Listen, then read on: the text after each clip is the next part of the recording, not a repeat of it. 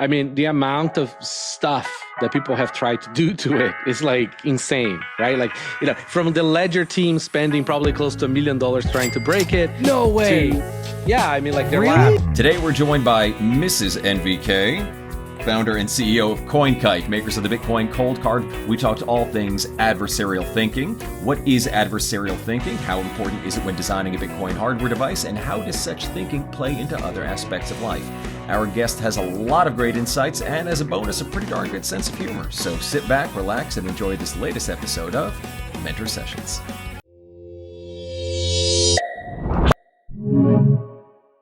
All right. Good morning, NVK. Thank you so much for joining us today. So I wanted to kick things off by just throwing to you the initial kind of question is, you're clearly a very paranoid kind of crypto anarchist type, which I think is a good thing. So I want to throw on like the tinfoil hat here, the big one, and ask like, what is adversarial thinking?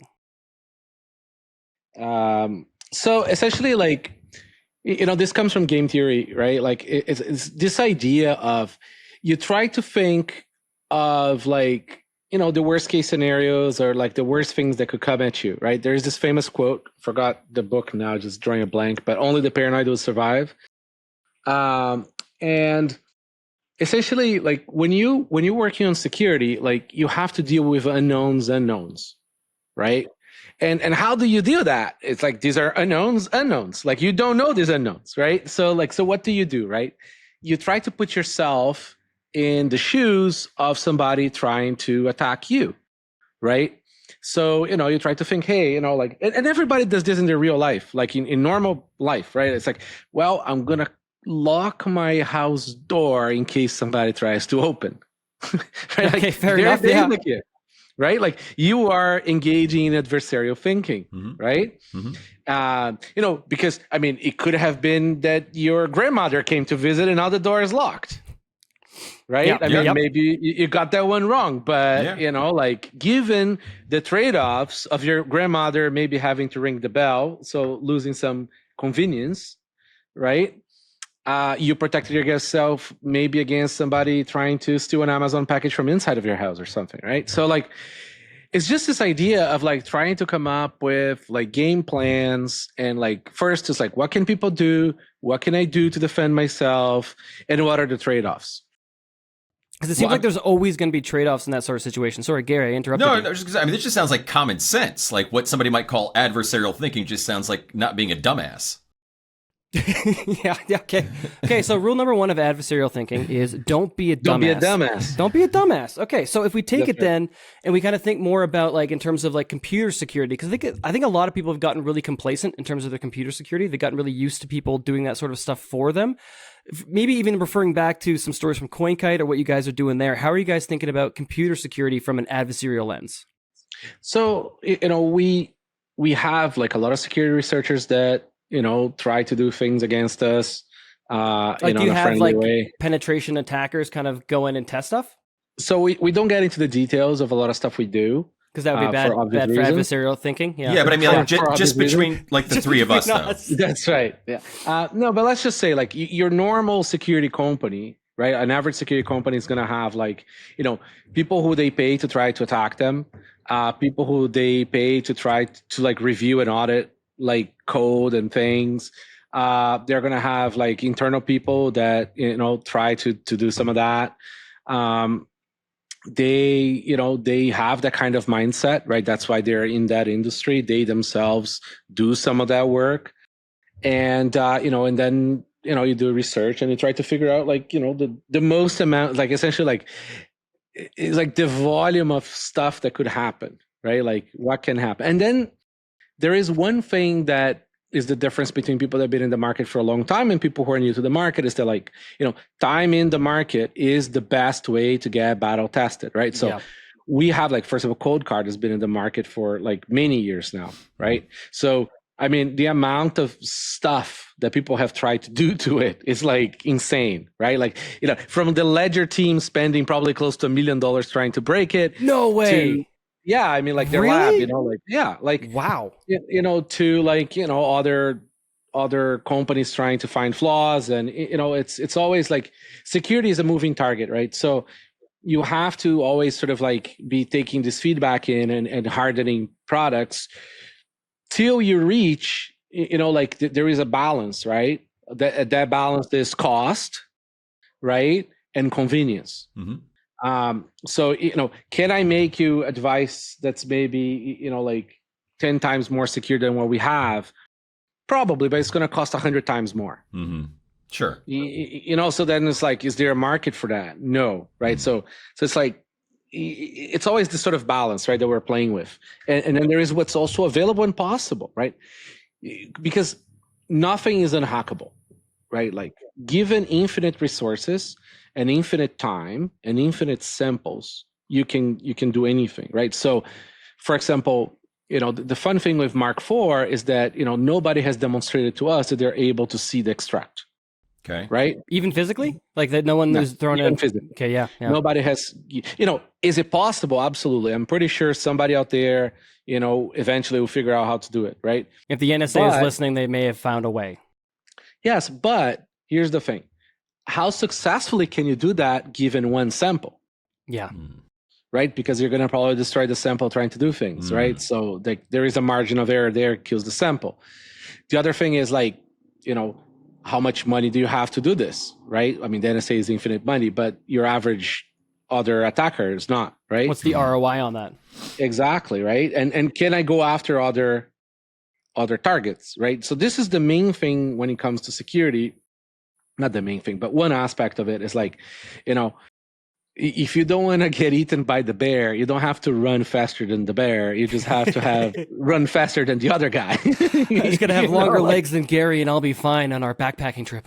Yeah. Like, when you think about like, all these people who sort of like claim to have a lot of Bitcoin on the internet, they're very public about it, right? Like, so like, these are target number one. If you like talk about like, your holdings to every neighbor, I mean, like you're putting yourself at risk, right? Because you don't know who's listening. So the idea is like, like you're quiet about, what you have, how you have it, how much you have it, right? And I have none. Gary has none. Yeah. NVK has none. It's so weird because I totally have a Coldcard Q, full disclosure, and I love it. And yet there's no Bitcoin on it whatsoever. I don't even know why I own it. I think it was just fun for me. I mean, like, I personally only hold MicroStrategy. Yeah. And I figure out how to put in the cold card.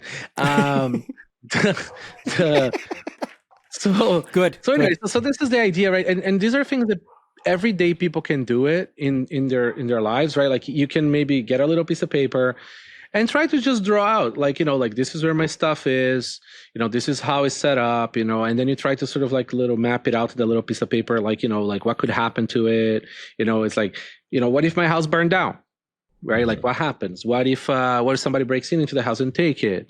What happens? Like you don't have to go full paranoid, right? For that, you buy our device and then you go the rabbit hole later, but like you can go through the basics and try to figure out where is your risk? Where is your catastrophic risk? And then burn that piece of paper, of course. Sure. Burn everything after reading. Of course. And to your point, I think people who try to do that are basically, doing nice, precautionary measures. But to the idea of adversarial thinking, I think even the smartest person, there's only so much that somebody can do just by trying to imagine and speculate. A lot of this has to come, like I think you're saying, through real world experience. That's why, Ledger was spending $1 million trying to hack it. Maybe there's something that they figured out that we didn't over at Coinkite, and they're going to try to get through. I mean, that's life, isn't it?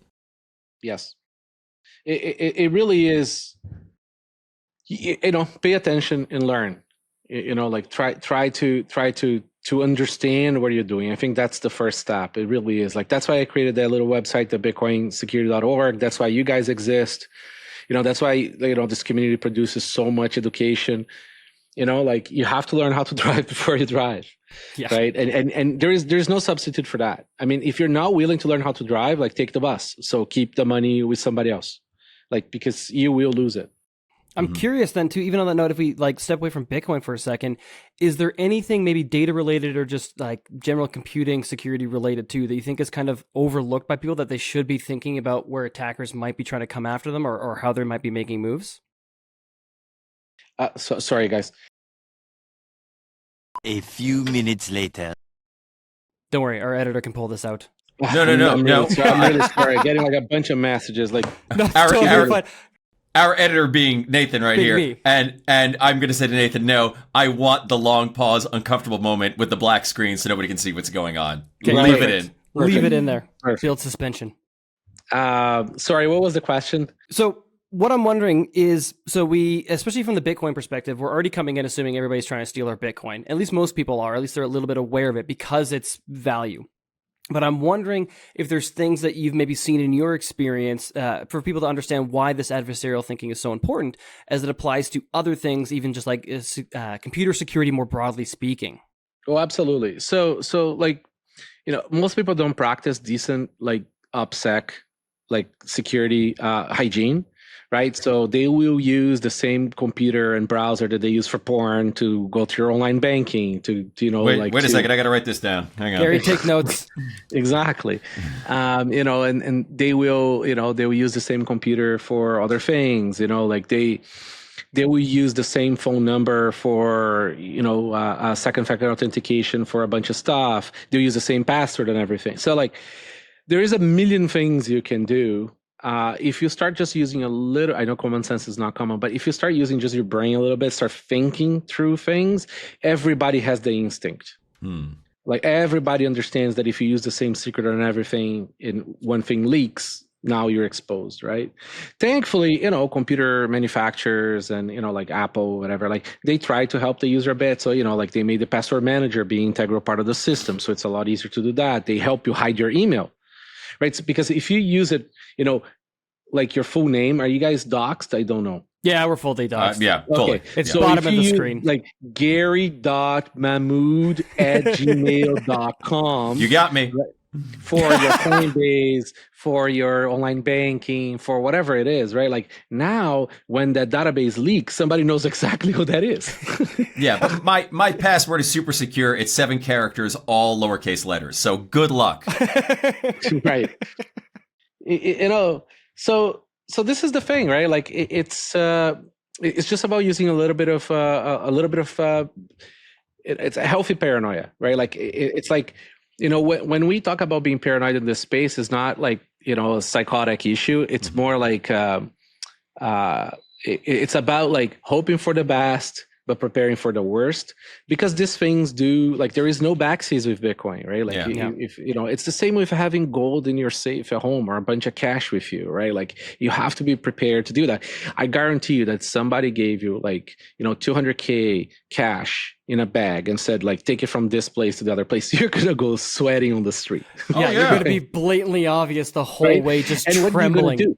You're going to stop and you're going to try to think, how can I do this in a way I don't get robbed? Right? You're going to create a little plan, right? It's the same idea. Like you when you're doing self-custody, you have to think about like, if it's not the bank that holds the shotgun, then who does, right? Yeah. Like how do I create a plan where I don't have catastrophic single points of failure? That's the key, right? Because shit will go wrong 100%.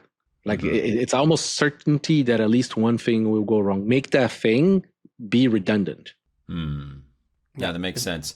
I'm going to protect your anonymity, KVN, so people don't know. I want to give that away. How'd you start going down this road? Have you always been somebody who kind of thought a worst case scenario? What could somebody do to get me with XYZ? Did it only come about with Bitcoin? Was there some special moment? I think like Bitcoin really was the wake up call. Like we started early in this industry. I do have people in my team that, come from like, adjacent industries.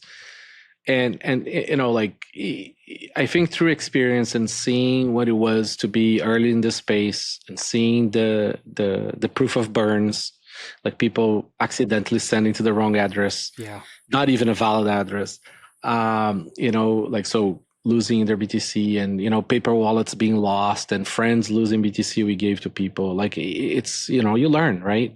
And then that shapes the thinking of the company. I'm not alone in this, right? Like there is like we're a team that just does this, and everybody sort of like comes in with like different kinds of paranoid sort of like mindsets.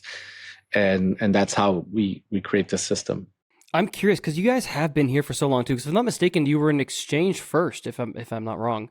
It was not an exchange. It was the equivalent of like a crypto bank. Like Okay. we were the custody of an ungodly amount of BTC at the time, not ours.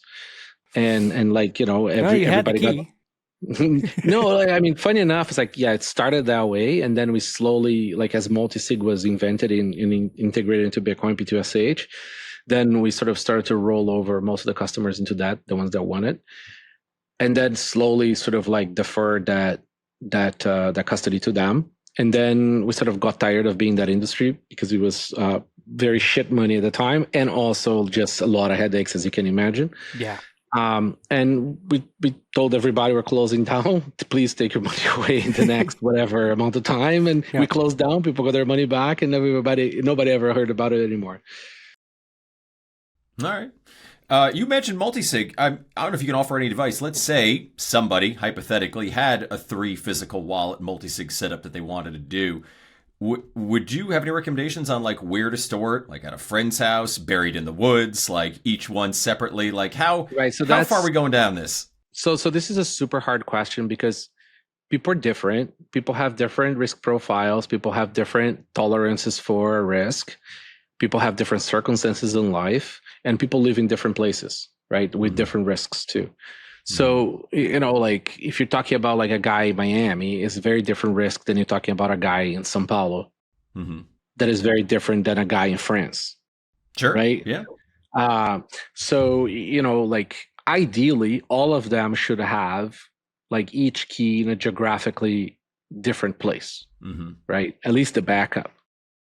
So, you know, each of them will have their metal plate, right? So like they'll go travel to a different country and go put in a different country, like literally a different country, ideally.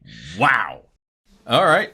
Yeah. You know, because and I'm talking about, this is for super cold stuff, right? Like we're talking about just like, you know, you're checking sort of like how you operate, right? Then you know, then maybe it's a single sig passphrase, or maybe it's multi-sig with collaborative multi-sig, or maybe like there's a million ways for you to do this, right? But if we're talking about like multi-generational savings, right? You want to be in a position that like gun to the head does not move the needle. And right? even Like if you want to, you like, still can't do it. Yeah. No, you can't. Like, and you know, if it's going to take you 6 months to recover the funds with international trips, I mean, like, you know, like, please follow me with the gun in my hip through the TFSA, right? Like, that's how how this is going to roll out. No, I mean, like, you know, it's like it's a very, you know, like dark case. Like, I mean, like, are they going to hold somebody hostage for 6 months? Like, it's tricky, right? The government will. Yeah, fair absolutely. Enough. We've got that risk always playing out. You know, and then there is the idea of like people not knowing what you have, right? There is many ways to skin this cat, and like the problem with these conversations is like I'm very like I don't ever want to give specifics to people, because people will go and follow that and then screw themselves, right? Exactly. So like, well, you told me to do that. How come what's up? Everybody has a very specific case scenario, you know, and you know, listen, there is a reason why banks exist, right? It's because most people don't want to hold the shotgun, right? So you can create similar setups where, like, for example, if you walk to your bank agency and say, I want to empty my bank account, they're going to say, why? Yep. It's not because they don't have the money. They don't care. They can just print it to give it to you. Yeah. It's just a ledger entry. They'll be fine. That's right. It's because of security, right? Like they want to make sure you're not under distress to do that large withdrawal, right? Like, so there's like a lot of security checkpoints in place so that doesn't happen, right? It's just that like with money, there is backseas, or with like fiat, there is backseas. Right, like they can reverse transactions, but like they'll tell you, like if you're making a large wire, it's like to a different country, they're going to say, "Hey, sorry, but are you sure you want to do this? You cannot reverse this, right? You're going to have to send, you know, like international cops into like whatever location is going to be, and you know, it's essentially money lost, right? Unless you're using Tether, which is like fully CBDC compliant, and they can remote revoke anywhere on the planet. But that's a different conversation. Weird. They issue the token and they can control it. Who would have thought? That's right. It's absolutely ridiculous. Actually, funny enough, I want to jump back for a second to kind of on that note of worst case scenario. Because you've been here for so long, is there any stories of someone making what seems like in hindsight a really stupid mistake and not planning for these things out, resulting in large loss or catastrophic failure? Yes. So I mean, like the thing that I've seen the most through the years is people screwing themselves out of their coins. Really? Yeah. Okay, yeah. Okay. Mostly The lost. amount of the hacks are like basis points versus people screwing themselves out of their coins. So first one is rolling your own crypto. Thankfully, people don't do that anymore. Like they'll come up with their own algorithm to sort of like store or create their private keys, all kinds of insane, especially smart people. Smart people are their worst enemies. It's a hard life, Gary. It really is. The smarter you are, like the bigger your blind spot is, right? Like, so because you're confident about what you're doing, right? So, so I saw a lot of sad stories with programmers, dead and alive. So like, for example, a lot of crying sort of like widows with like the guy left them a complicated, convoluted sort of like, treasure hunt or, like, some complex encryption system that like, nobody can get in. Yeah. Encryption is great when you have the keys, right? Sure. Yeah. So like I see a lot of that. A lot of people lost money because paper wallets burn and get wet. Yep. So use metal. A lot of people lost money because like they wanted to use air gap computers, and there's this great little website, airgapcomputers.com. I think, can't remember if it's plural or not. Shows a bunch of like attacks against computers. Computers are not designed to hold secrets. Oh, I've seen that where it's like two across the way, like they're just able to pass information or force it somehow across all kinds the of computer. Stuff. Yeah, like it's like endless because computers were not designed to hold secrets. They're designed for check email. And again, and people go to their porno tube or whatever, and then just see this with Trust Wallet, right? Yeah, like, I mean, people, not anybody here, but no one other here, people Gary, do that, especially not Gary.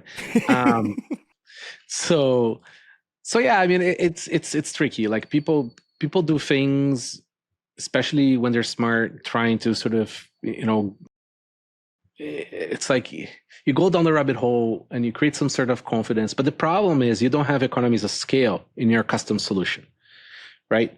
Like, a lot of people have cold cards. A lot of people try to break cold cards, right? A lot of people try to break the flow of that device. A lot of people try to break the flow of seeds, right? So like you create a lot of knowledge just based on the economies of scale, right? Of being attacked. So the practices would already be best even if it was not because we're smart. It's just because like, you learn and you fix and you change things based on real world feedback. And boy, we hear stories. And like, so like if you just use commercially available devices, you are using free market dynamics for your protection, right? That's the beauty of it. You're tapping into everybody else's specialization, so you don't have to be a computer security expert, but you can still take advantage of it. Or just the experience of it. Like maybe you are, like I've seen this, like you are like, super top security researcher and you still lose your Bitcoin. Or core devs. It has happened before. Like core devs lost coin. I remember seeing a post from Luke Dasher at some point as well there too, right? He lost 200 BTC, because apparently it was either the random number generator on that specific computer, no joke, that was compromised, really had a flaw, or the server where he had his PGP key backup or something like that got compromised, like, or both. Like it's hard to really walk back, but the point is, the coins are lost because you just didn't use a hard wallet. Like, and I see this all the time. I see the folks with the Raspberry Pis doing the same thing. Like they like you feel like a superhero, right? Like because you put together, like some wires on something, and now like you feel the confidence of it. It's pretty, it works great and what, but it was not designed for that, right? It's going to have a lot of holes. Yeah, just double tapping on that for a second as well, too. What is the issue with using something like a Raspberry Pi in general purpose computing, even if you do it all yourself in air-gapped? Well, it's the same reason why you don't use a laptop. Like a Raspberry Pi is just a laptop. All right, guys, if you're new to Bitcoin, we've got something special for you. We're giving away copies of Magic Internet Money by Jesse Berger, a must-read comprehensive introduction to Bitcoin. It's our gift to help kickstart your learning journey. Just scan the QR code or click the link in the description down below to grab your copy now. That's it. Like it's a general purpose computer, not designed for hold secrets. Right. And, you can transmit radio from that. You can, the firmware is not checked at boot. So there's no secure boot on it. So, every time you boot it, you have to get fresh firmware to put in it. If you're booting from the same SD card, somebody could have put a compromised SD card in there that stores the seed or send it out via radio. Like the rabbit hole is so crazy, and it's so simple to do a lot of these attacks, right? They're like, fortunately, you don't see a lot of, first of all, most people that get hacked don't talk about it in public because it's very, very, very embarrassing. Yeah, right? I imagine it's also like putting out a signal that like you're a vulnerable target. So exactly, right? Yeah, people want to hit again. Yeah. Most people probably not know they got robbed until many years later. Oh God. There is Let that me just problem. go check my balance and oh shit. Exactly, right? It's a device that's very cool for education. I think everybody should go and build their own hardware wallets, have fun, learn, right? But when it comes to the real deal, like, it's like either diversify or do your research and be confident about a specific vendor. But like, take it seriously, man. Like, like if you don't know what you're doing and you just got here, like don't follow advice from a rando on Twitter is always the best sort of like. I've heard that people on the internet can lie. Right. No, it's just people. Or be wrong. People want to feel important. Hey, it's on the internet. Right? It must be true. It must be true. Just thinking about this too, it seems like the other thing that you kind of get the advantage of going with the commercial supply is that you also have the competition between the hardware companies. Yes. Like I bet that's another element that puts pressure on you guys as well as them to keep up and to continue iterating and get better as well too, and to maybe catch things that other people maybe have missed, right? I mean, there is a reason why for-profit things are often, better than the average sort of like DIY thing, right? It's again, specialization of labor and economies of scale, right? Like, like, can you build an amazing race car in your garage? Yes. Right? One person can, maybe two, right? Like, if you could afford, a Koenigsegg or some insane car like that, I mean, chances are it's going to be better. Now, is the air conditioning and the safety better on a Lamborghini or a Corolla? I bet the Corolla is better. Yeah, I would agree. Yeah. Right? Like it's going to last longer. It'll last forever. I need one of those $10,000 trucks. Right? Yeah. No, because like, you the amount of economies of scale you get on a Corolla are like insane. Yeah. Plus right? the Japanese, right? Yeah. But there's that too. Although the Corollas are now made in Mexico too. So. Okay. Yeah. Well, so much it's a for that. 5 Sigma, not a 6 Sigma kind of like QA, but still. Anyways, like if people just stopped and took a minute to just sort of reflect, like you don't fly your family in a DIY plane. Yeah. There's okay. people who do it, but it's just, it's one dude out there kind of thing, right? Like, can you do it? Absolutely. Should you try to do it? Now you start sort of, like it's the same way of like, would you drive your family in a car without knowing how to drive, right? Like it's, your BTC is kind of important, right? So like you have to assess risk, and confidence can be very detrimental. Would you apply adversarial thinking to, I assume you would, to talking to somebody about kind of trying to orange pill them, trying to get them into Bitcoin? Literally last night, I had an old friend of mine come over for the Super Bowl party, and I've talked about Bitcoin before, and he said, well, I have an IRA, and I have some stocks that I bought, and to me, I know we've talked about it, it just seems like the numbers just going up and it's not backed by anything. And would you present this in a way to him, say, well, think about the worst case scenario for your fiat investments versus the worst case scenario for your Bitcoin investments, and which is going to leave you best off? And if so, how might you present that? Oh man, I've been in the grind of trying to orange pill people for so many years now. I just don't. Yeah, I know.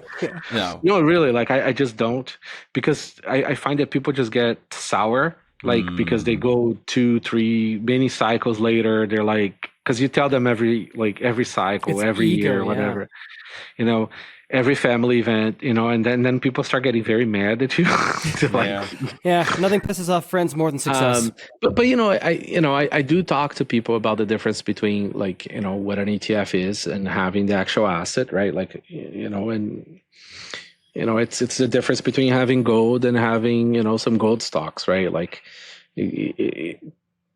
but again, it's, I think we're past the point where like screaming at people for them to get Bitcoin is like worth it now. It's like there's enough education out there. If they're not ready, they're not ready. And you know, like there's always a have fun staying poor, right? Like, It ultimately, like you got to be humble, right? And that's exactly it. You're just waiting for people to be humble and ready and open to come and check it out. Kind of pivoting, changing subject just a little bit. I'm curious, and you know, expose everything. Tell me all the secrets, but from what you can maybe share about what's going on with the cold card as well too. There was an article, and I'm trying to remember who wrote it, because I think I actually heard the audible version from Mr. Guy Swan there, going through the actual structure of the device and how you've got adversarial thinking basically right in the silicon as well too. Could you share some of those examples or walk through how the cold card is actually protecting us in the way that it's built? So we wrote a blog post to be a little bit more digestible about the stuff. It's a deep dive, I think, into like the cold card security thinking. I highly recommend people go read. That one is very digestible. It's based on 2 documents that are the design documents of cold card. And the thing is, we don't trust the vendors, right? We don't trust the secure elements. We don't trust the vendors. Not because they're mean, just because you shouldn't trust them, right? But then that puts you in a conundrum. It's like, what do you do? Like, are you gonna like make your own silicon? Great, but then now you're trusting your fab, you're trusting yourself. You just so then we went on to think like, okay, what can we do to trust minimize? Because nothing's trustless, but like you trust minimize the vendors in a way that is cryptographically provable, right? So what we did is, we have essentially 3 secrets. There is secure element number 1, secure element number 2, and then there is, you know, a softer secure enclave on the main chip, right? And then what we do is the seed is encrypted with open source code, right? Or source viewable, whatever people want to call it. It's encrypted with like a part, like the main secret for encryption uses the 3 secrets. Uses a secret from the 3 chips from each of them. We compose that as a single big secret, right? And then we use that to encrypt your seed at rest. The beauty of that is, even if 2 of the vendors, like, you know, 2 of the chips get compromised and they know somehow what their secret generation is, you still can't decrypt. You have to get these 3 secrets, and you know, to get these 3 secrets from these 3 separate chips, trying to laser, like nobody has demonstrated that they can do it. You know, theoretically, I'm sure there is 50 people on the internet that can write a paper on how they would do it.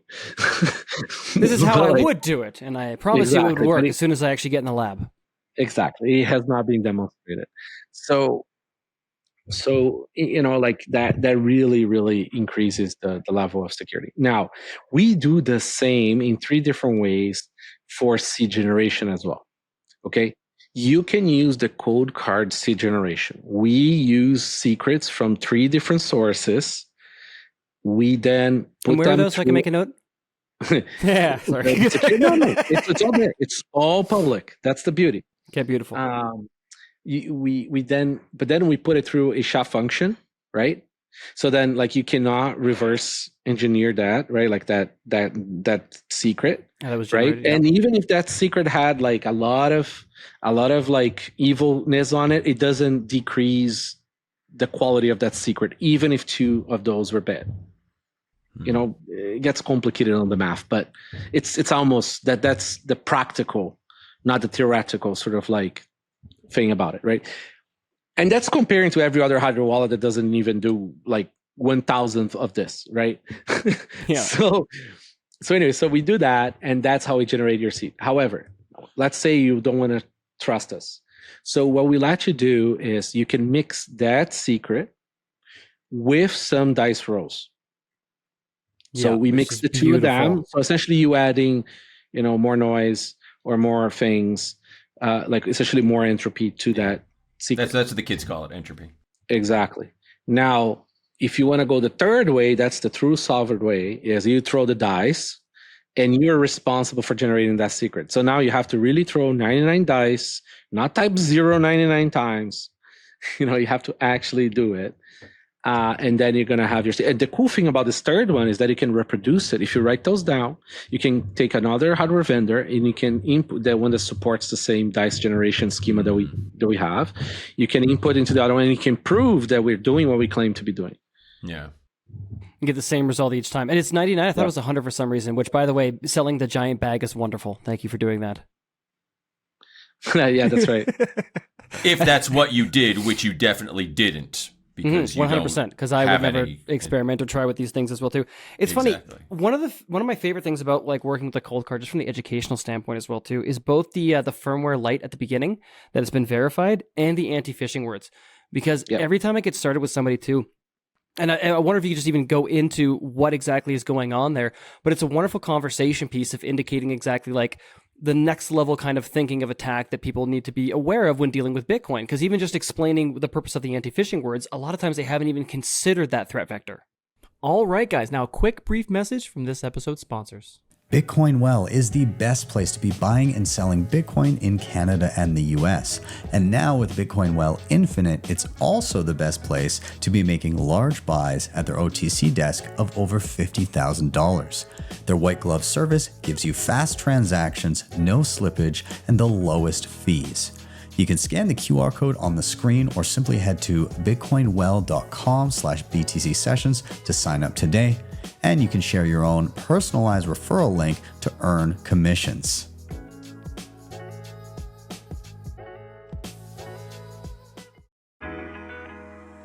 Are you ready to mine Bitcoin like the pros? Blockware offers everything you need: top-tier mining rigs, reliable hosting in US facilities, and even a mining pool with low fees and flexible payouts. Their marketplace lets you buy miners with zero lead time and sell time, giving you ultimate flexibility and a way to capitalize on hardware price volatility. Plus, with Blockware Intelligence, you'll stay ahead of the game with expert research and insights. Don't just stack Bitcoin, mine it. Click the link in the show notes or scan the QR code on the screen to get started today. Right. Yeah, no, I mean, like, when you get into those levels of threat, it really is sort of like, we're now talking about, like, you're looking for a level of confidence in your setup that is for, multi-decade setups, right? Like, and also, you never know what flaw somebody's going to find tomorrow, right? Because somebody finds a flaw tomorrow. The good thing is you were probably defended against that because you don't have. It's all about like you're trying to not have a single point of failure. It's like stacking up redundancies. Exactly. So we call the defense in depth. It means you have multiple layers of defense. Each of them costs time and money for an attacker, or a bug. Because like realistically speaking, like it could just be a bug. Say, for example, you buy a hardware wallet that only works over USB, right? And there is a bug. Okay, like not for fault of anybody, there is a bug. And somebody's watching that USB with a little virus on the computer and they managed to take the Bitcoin out of the hardware wallet. And money gone. Right? So now if the device is not connected, even if you have that bug, they were not able to take that. Exactly, right? So you want to stack these things. For example, we do a lot of supply chain attack resistance, right? So we have the multiple chips, so we don't not a single attack vector with the chips, right? And then what we do is we have secure boot, right? So the device has its own integrity check of the firmware, but then you can reproduce the firmware and check yourself as well. So we are not an attack vector, right? I don't want to get kidnapped. Yeah, right. Yes. To put a flaw in it. Yes. Right? There's been a little bit of that going on lately. I can imagine that's at least somewhat of a concern. Right. So then what we do is we put the devices on a security bag, kind of like an airport booze bag. And then but before we do it, we scan the serial number of the bag and we put it in the secure element of the device. So then the bag checks, right? Each of these things could be, like say your bag arrives open, right? Because customs sometimes open. It's not the end of the world, right? Like there will be a problem if there is other aspects that are not great. Like for example, why is there an extra device inside my device? That's why we have a clear case. This is a right? ledger so that that's already been initialized. What's going on here? Yeah. So that you can access. You can assess what's like if the device is good. So anyways, that's how we function. We try to think of like, what else can we do? Well, even like the fact that it's transparent and it says shoot here is one of my favorite things to show people when we get started as well too. Or the NFC and the USB you can disable under the batteries, the Q. Yes. Yeah, so like exactly, right? So for example, if you're using the Q for like, multi-generational like, seed like storage or generation, right? Like, maybe you want to scratch off the NFC and the USB, like it doesn't hurt. Like it's like one less thing for you to be concerned about, right? Like and when people talk about like, like wasting hardware and all this shit, like, I mean, come on, man. It's like, it's like $200. Yeah, compared to your stack, stack in 10 years. Exactly, right? Like if your 10x was worth like 10, 100x what it is now, do you really care? The device was $200. Like buy 5 of them, buy 10 of them and try different shit, right? Like it's like egregious to me when people care. And if, in all honesty, like if you don't have enough money to afford a hardware wallet, you probably don't have enough Bitcoin that is worth storing a hardware wallet. Maybe you just put that into, like a good software wallet, like a good phone wallet for now, or maybe use multi-sig between 2 phones or something, right? And then, like buy more BTC instead of buying a hardware wallet. For anyone that's out there thinking of getting a new device, what requirements should they look for for selecting a hardware wallet? So this is my list that I put on the bitcoinsecurity.org. It's like the non-negotiable list. Okay, for hardware wallet. Okay, so first one is a screen. Because you have to be able to check the transaction on the device screen because computers have viruses and the software wallet on the computer could and will likely be lying to you, right? Very important. The second one, it has to be air gap. So that means there's no USB, there's no Bluetooth, there's no internet connection, there's none of those things. Why? Because first is if there is a bug in one of those connections, the computer can probably take it. Second is it's a lot harder to attack a device that you don't have synchronous connection to. Because see what happens when you're pen testing something, you want feedback. Like you try your little exploit, doesn't work. You try your other exploit, doesn't work, right? If you're doing that air gap, you don't know until the device is maybe, connected via some other thing later, or you're using some other sort of means of getting the data in and out. It's a lot harder. So synchronous connections are terrible. That means USB, Bluetooth, or an internet cable. Okay. Now, secure elements. The hardware wallet must have a secure element. Okay. So for example, your Raspberry Pi does not qualify for that. Okay, it cannot keep secrets. It cannot, because see, you need secure boot to do what? Not just keep secrets, because you can keep the secret encrypted at rest in non-secure enclave. That's fine, right? Because it's encrypted. Now, what you need the secure element for the most part is to check the boot sequence so that it verifies that the firmware running at that moment is good and is not going to steal your seed or do something else. Or create bad private keys or something, right? The security chain of everything is very important. And then the next thing is be open source software, right? Or source viewable, however you want to call it, okay? It's important that you are able to verify, or a friend or third party verify the source code and be reproducible. Okay, so you have to be, because just being open doesn't mean anything. So there is a lot of projects out there. They're like, oh, look, our project is on GitHub, right? But then first, if it's an app on iOS, you cannot check. You can't verify if it's exactly, right? Yeah, so you don't know what's actually loaded onto your phone. Exactly, right? So you cannot trust it. And on a computer, you cannot trust software runtime because there's a million processes happening. So, but for hardware wallets themselves, the source has to be viewable and reproducible. Okay. If you cannot do that, trash it, like literally. In the bin, light on fire, all done. Yeah, and then real secure boot. That's what I was talking about, to prevent unauthorized firmware changes, right? So Raspberry Pi, no good. Many hardware wallets, not good. I'm not gonna go ahead. Yeah, and then one more thing is no remote validation. Okay, why? You don't want a hardware wallet that needs or wants or requires that you check its validity when you remove. So the term used is the fake Rolex issue, right? So you receive a device, right, that looks just right. Okay, and then what the vendor tells you to do is like, please take this device and type in the serial number or something, or validate with some cryptography or something. The problem with that is, first of all, there's a privacy issue depending on how they do it. So you could leak out who you are to the vendor. Second is, this vendor could create a firmware that's just evil to you. We've seen this, security agencies do this all the time, especially dictators do this all the time. Okay, so you don't want that. Or a PIN server. You don't want a device that the security depends on a server, because the server might not be there. And now you have to travel to another country to go find your seed. And then every time you touch your seed, you are at risk.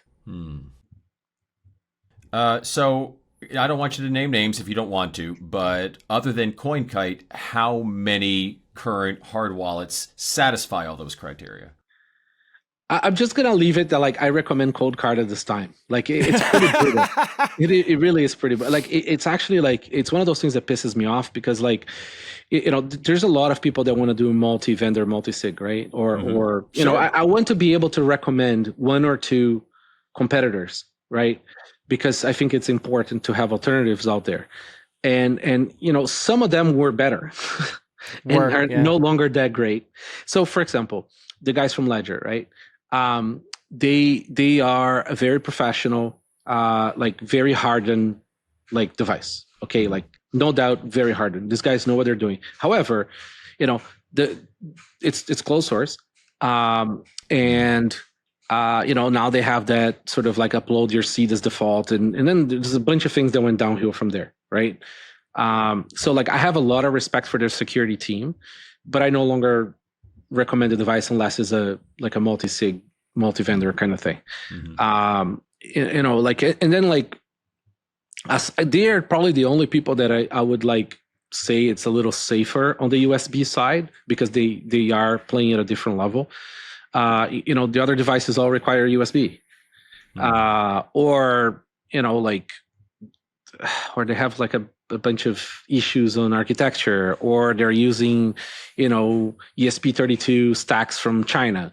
It's just like once you start diving in, it's brutal, man. You just see problems really everywhere. That tinfoil hat gets tighter. Yeah, it really is brutal. No, it's very interesting. Quickly, I want to ask another question too, but I want to find a way to interject this story, so I'm going to throw it in anyway. So the importance of, don't trust, verify. Gary, you might get a kick out of this, having a daughter yourself. I got in trouble the other day, right? Because I was rushing to get everybody ready in the morning. And so mom wasn't feeling great, and so I'm taking care of it. And it's like, okay, get the kids dressed, get them food, and then I got to do my daughter's hair. And I can't find her detangler, but I see a little bottle of like a different stuff kind of hanging out on the side there. Yeah, right? And it says like New Wave on it, like must be like anti-curl stuff too. And so I grab this stuff and start spritzing her hair and combing everything out and trying to do it all really nice. And my wife basically comes in and freaks at me and goes like, what the fuck are you doing? That was chemical deodorizer for the carpet that I had moved into the wrong spot. So even though it's a New Wave, it looked like a brand new little bottle for hair detangler. It was the wrong thing. So just a reminder, everybody out there, it's not just Bitcoin. Don't trust. Verify the shit that you're putting in your kid's hair. We had to go for a shower before going anywhere that day. Oh, which is poor thing. which is my way of pivoting into. I have a specific question that's actually more for me, and hopefully the audience will find it interesting as well too.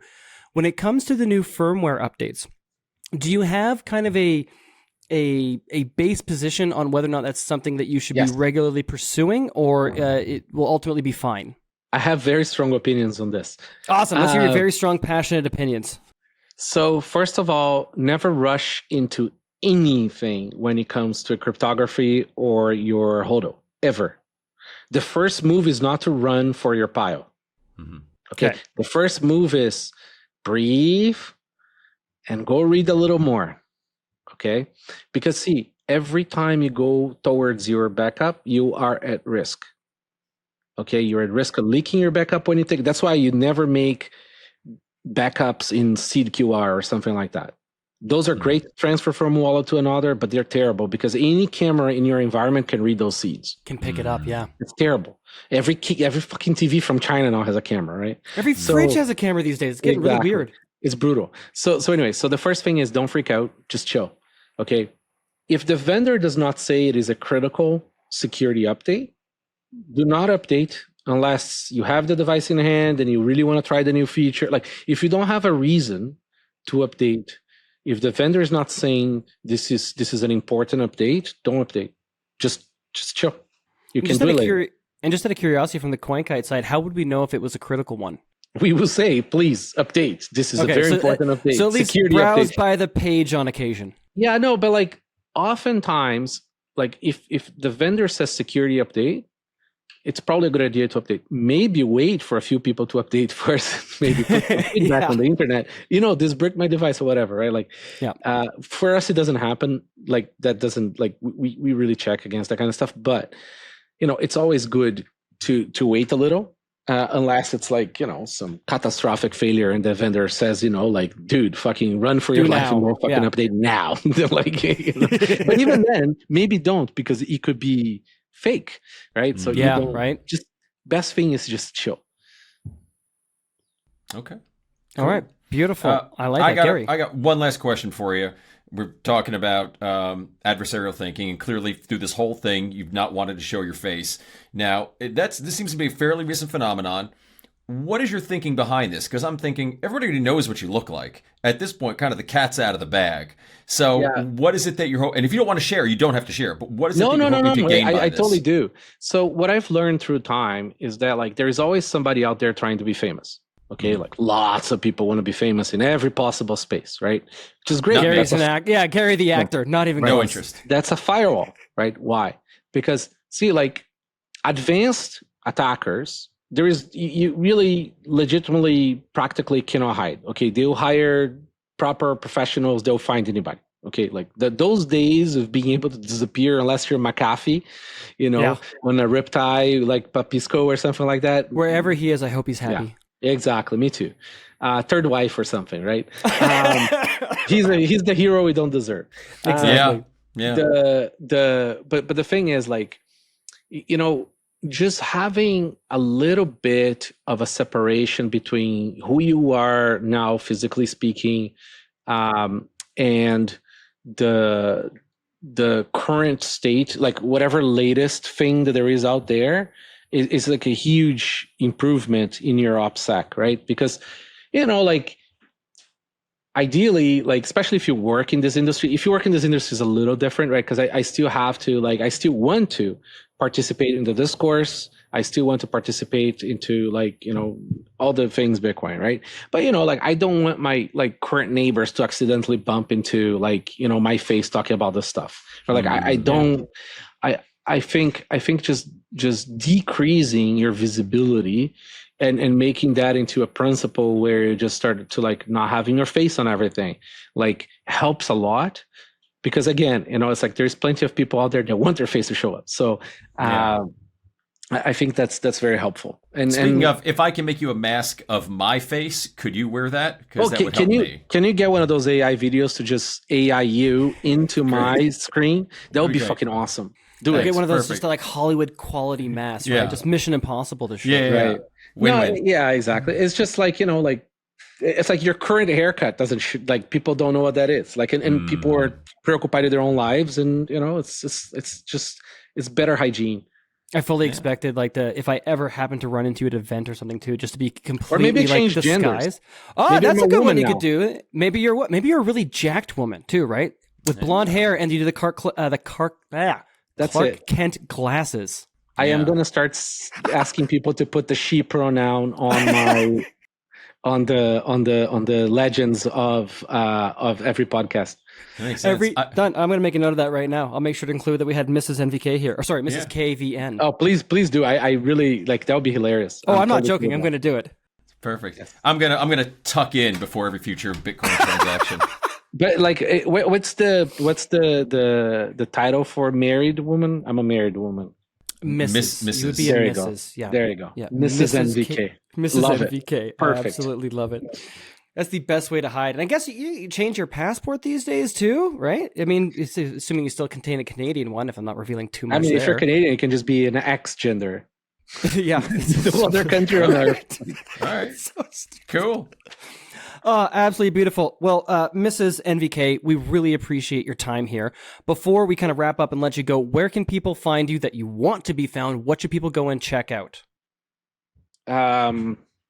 You can find me on NVK on Twitter. You can find me on Primo/NVK.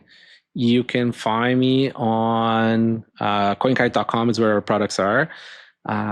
You can keep track of bitcoinsecurity.org. Highly recommend it because I do update that often as I remember that people screw themselves with two-factor authentication or whatever. So I put a little advice there. And the Bitcoin.review pod. Beautiful. That is awesome. Thank you so much, sir. It's been a fantastic conversation, and we'll talk soon. You mean ma'am? Ma'am. Thank you, ma'am. Thank you. Dude, you offended me. I appreciate it. Thank you very much, sincerely. It was a great chatting with you. Thank you, guys.